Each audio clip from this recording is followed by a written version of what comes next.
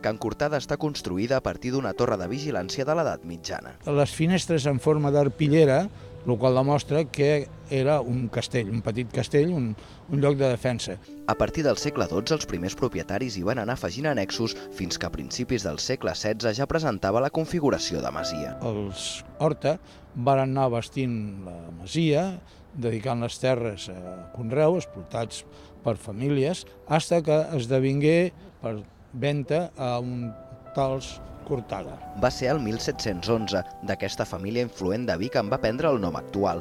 La finca va anar creixent en importància fins a, per exemple, arribar a tenir una petita església. Amb el temps, aquesta capella va esdevindre com a església parroquial de lo que ja era el poble d'Horta. Una altra mostra de la seva influència és el carrer de Campoamor, que abans s'anomenava Rambla de Cortada. Perquè acabava enfront de la masia.